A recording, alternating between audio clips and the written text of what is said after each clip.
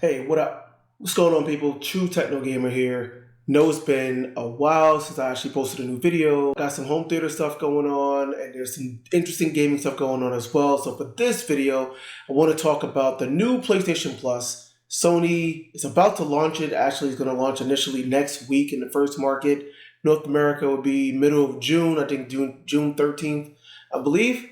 So at the time of this recording, it's a little bit less than a month away for North America, but it will be coming out next week, starting in some of the Asia regions, and then it will be making its way around the world. So what is this really bringing? Of course, the golden question, how does it compare to Game Pass? Is it really a Game Pass competitor? Is it better than Game Pass? Is it worse than Game Pass? We don't know. Well, we kind of do know. Answer is kind of yes and no, but I'll break it down for you right after the intro.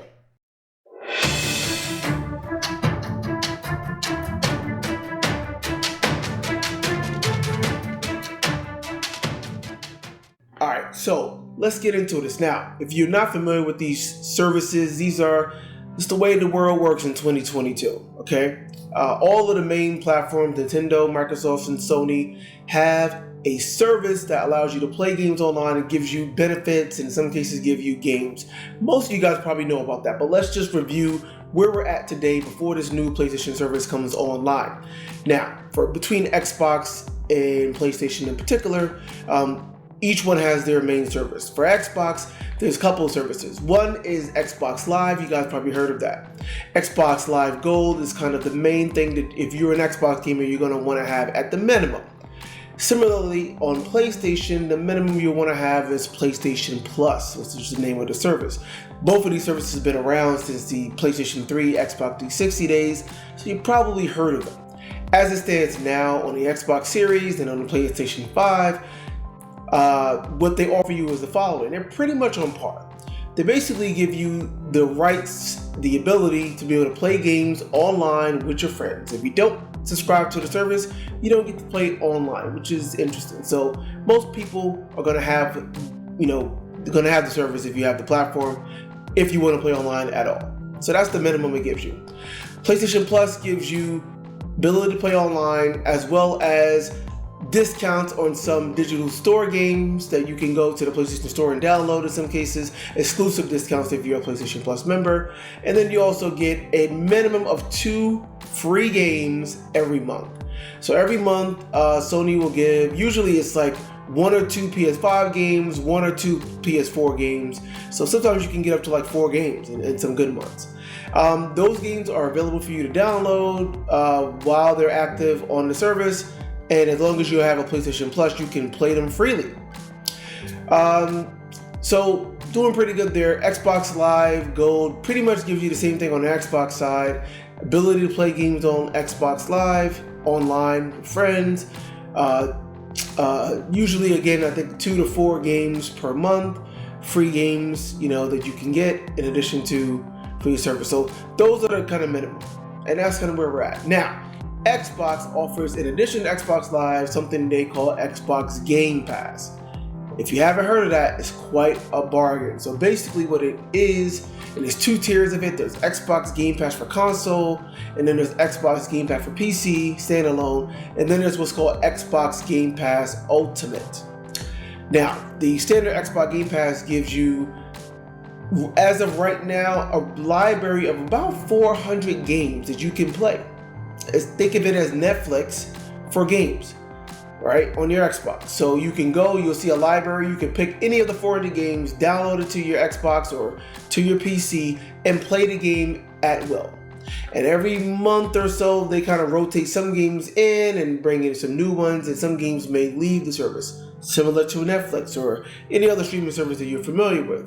Cool thing about the Xbox Game Pass, though, that everyone loves, and this is kind of really where it took off, is that it gives you new games, brand new games, day one. If you have a subscription, you don't have to worry about going to the store, going to Best Buy or GameStop or EB Games or whatever it is around you now, Target now or whatever. You don't have to go pay for a game or even go to the Xbox store and purchase it and download it. It's already yours. Just download it and play it free as well. That's pretty big for something like Halo Infinite when it came out, or something like Forza Horizon 5 when it came out. And it also applies to several third-party games, so games like Back 4 Blood when it came out, MLB The Show, which is a Sony game, available day one on Xbox GamePass for Xbox gamers, but on PlayStation 5 you had to go and buy it. Think about that.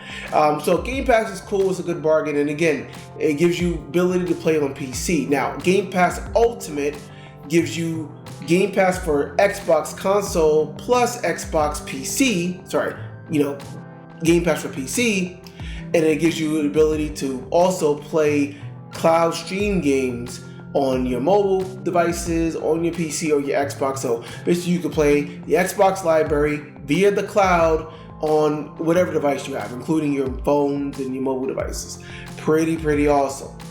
They've been kind of leading the way when it comes to services, as Sony has pretty much only had that PlayStation Plus service that I just mentioned until now. So what is Sony giving you with this PlayStation Plus service that they plan on adding in the next week or so? Well, they now have PlayStation Plus divided into 3 tiers: PlayStation Plus Essentials, PlayStation Plus Extra, and PlayStation Plus Premium. PlayStation Plus Essentials is basically what it sounds like. It's exactly the same as PlayStation Plus is today, which is cool. If you don't care about this stuff, you don't want to spend extra money, you don't care about the extra benefits, and you just want PlayStation Plus to play games online or just do whatever it is you used to been doing, you can still do that, no problem. That's kind of like the take no action, solution here. Price is the same, nothing has changed there. You just stick with it. You get your 2 to 4 free games per month that you can choose from. You get some PlayStation Plus discounts as well, and you're good to go. PlayStation Plus Extra is where it gets interesting. Now, the price on this is roughly equivalent to Xbox Game Pass. Not the Ultimate, but the regular Game Pass. And their offerings are roughly the same. So now you get everything you get with PlayStation Plus Essentials, of course, but now you get access to a library of roughly 400 PlayStation 4 and PlayStation 5 games. Again, think about it as Netflix for gaming and what I described for Game Pass. So on your PlayStation, you can go and get access and just download and play freely any of these 400 games. The games are spread only on PlayStation 4 and PlayStation 5. And then Sony announced some games. They did include some pretty, big hitter games that if you haven't bought or haven't played yet, you might want to.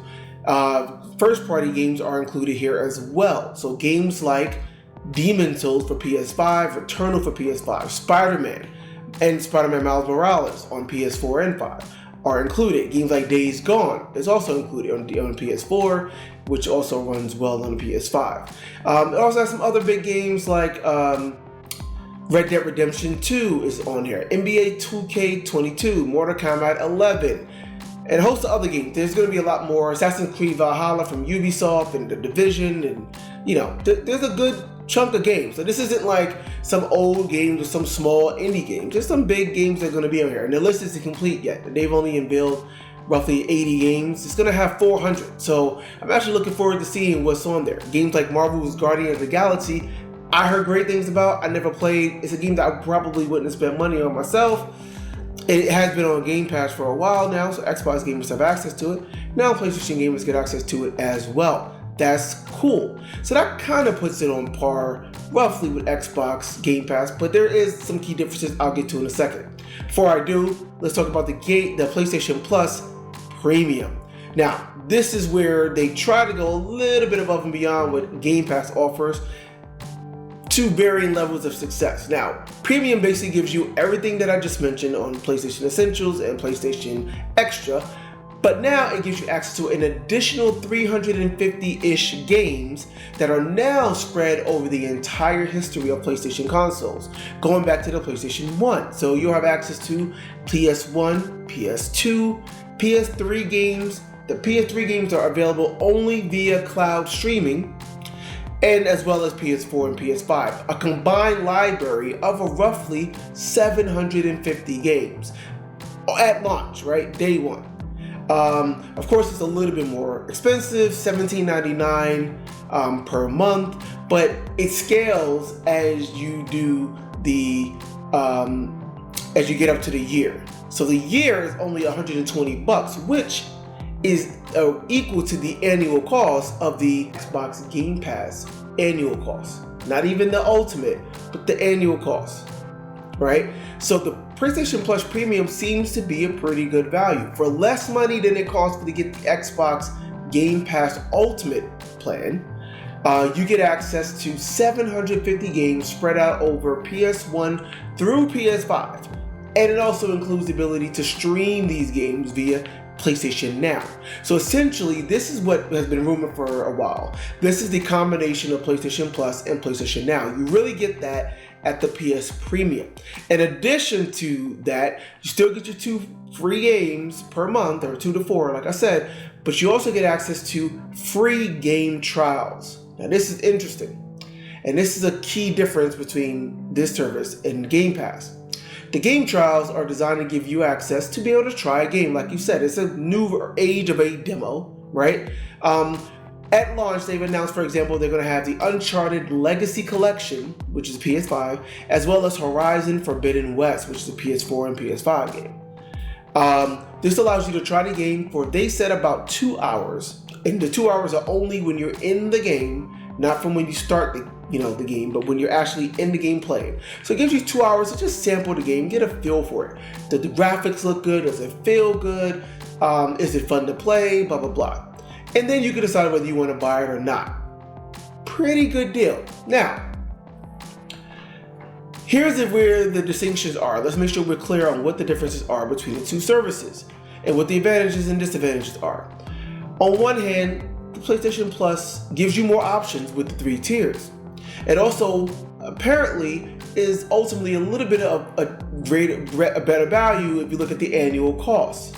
As the PlayStation Plus Premium taps out at $120 a year, Microsoft's Xbox Ultimate plan tops out at $180 a year, I believe. So it's a little bit more money to get the full benefit there. But the main advantage of the Xbox Game Pass is, you guessed it, the day one releases. This has been the thing that caused Xbox to really take off and kind of really confuse folks to think, like, really, Microsoft is doing this? You released a brand new game and you basically give it to millions of people that have this subscription without any additional cost. So how do you make your money on the game? Well, good question. I'm not going to go into all of that here. For us gamers and for the end users, we don't really have to worry about that. So the benefit is you can play brand new games. All of the Xbox Studio games that will come out eventually, another story, but from Bethesda Studios, games like Starfield, games like Redfall from Arcane, games like Forza Motorsport, the new one from Turn 10 Studios, all of those games will be available day one, no additional buying, no additional fee, no additional cost.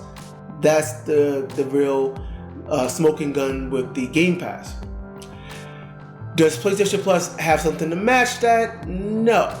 Sony, in typical fashion, has a different stance on that. They feel that day one releases on a service like this will compromise the quality of their first party game. What they're basically saying is they feel they can make more money by selling the games direct to consumers at $60 to $70 a pop. Of course, they're right. Now, what Microsoft is doing, Microsoft can afford to probably do that, being that they're Microsoft and have all the money. They're probably really taking the L and fronting the cost in some cases for these games to be on the Game Pass. Sony's not going to do that. They don't have the resources really to do that, but that's also just not their style. They want to try to make as much money as they can. On one hand, Sony first party are world class. They're some of the best first party games out there. Games like The Last of Us, Uncharted, Spider-Man, right? Horizon, Gran Turismo, right? Great God of War, great games. Some of the industry's best games. If they feel that, and by the way, they take tons of money and tons of time. They're pretty much all in the 9 figures at this point of budgets, right, to make those type of games. If they feel that, they don't want to compromise that, fine, so be it. Now, a kind of a stopgap solution is the game trials. Notice, at launch, Horizon Forbidden West, which is a pretty AAA, huge Sony game that just released in February, is going to be available at launch. That's not giving you, full access to the game, but it does give people a chance to sample the game before committing to spend $70 to buy it. They can, play around with it, give a few hours in there, get a sample of it. If they could then come back and say, you know what, I like it, but I don't like it enough to spend that money, I'm gonna wait until it's available on the service, which it probably will be. Now, we don't know how long it takes, but we have seen, looking at the list, that there are games that are on the service that came out roughly 6 months ago. So maybe there's a 6-month window or so before you might see certain games come out on the service. It's not too bad, right? I mean, if you're patient and you can wait, you have a backlog of games already, you want to try to save some money, just wait a little bit. It will be there at some point, most likely. Ultimately, PlayStation Plus kind of wins out with the sheer amount of quantity. Xbox GamePass has roughly a total of about 450 games. That's total. They have original Xbox games. They have Xbox 360 games on there as well. They have Xbox One games on there as well. So it does include the full history of Xbox, but the total list is about 450, whereas for the full history of PlayStation, you get about 750 games. I mean, there you have it, essentially. More content is never a bad thing. And the value proposition seems to be pretty good. I mean, they obviously are doing things a little bit differently. They have their different stances. I think both services ultimately are great. I think that it's cool that PlayStation owners now have something that is roughly akin to Game Pass. Essentially, you're getting a Netflix for gaming on PlayStation. You're getting access to hundreds and hundreds of games that you can freely play, download, play a little bit. Okay, I'm done. Uninstall it, go grab something else and download it. And also keep in mind that PlayStation and Sony have already said that they will be refreshing these lists not only monthly, but even in the middle of the month in some cases. So roughly twice a month, the actual game library will be refreshed. So things will be added, things will be subtracted as well, but things will continue to add and keep things fresh for you to get new things to try. So ultimately, I think it's a great thing for PlayStation. As a PlayStation gamer, more content is not a bad thing. Again, even for the premium at $120 a year, that's two $60 games, right? So if there's even 2 games on this list that I would otherwise have had to buy, the service pays for itself. And I can tell you, even at launch already, there's 2 games right off the bat that I would be interested in, that I don't own, that I wouldn't mind having. One is Guardians of the Galaxy. The other is NBA 2K22. I mean, right there, pays for itself. I'm also looking forward to seeing certain games like Sackboy Adventures. I missed out on the PS5. I didn't want to spend the money for. Again, Sony hasn't revealed a full list, and maybe not at launch, but hopefully sometime in the next few months, a game like that might be available to me. Ubisoft Plus has also been announced as being integrated into PlayStation Plus, these new tiers. So we'll see games like For Honor and Far Cry series. They may add Far Cry 6, which again, as a game they actually had a demo for, or a trial for. And I tried the trial for a little bit, but again, it wasn't a game that I wanted to spend the $60 for. It's more Far Cry, but I like that to some extent. Something like that should be out on the service as well at some point, sometime soon. So I'll be definitely looking forward to trying that. If you have a PlayStation 4 or 5, look out for this. See what interests you. Again, the extra, at the very least, gives you 400 games that you can just, have to play with, similar to what you get on Game Pass. Game Pass still does have the day one advantage, which, is a great thing. If you have an Xbox, that's a great thing. But if you just have a PlayStation, or if you have an Xbox and a PlayStation, this just gives you a way to play a lot more PlayStation games for a lot cheaper than you otherwise would have to pay in direct for them. Never a bad thing. So, about time, Sony. Finally, Sony. Thank you for finally coming up to the table, giving Microsoft a little bit of competition. But again, I think that both still have their own lanes and have their respective advantages at this point. But that's all for now. Looking forward to trying the service out next month.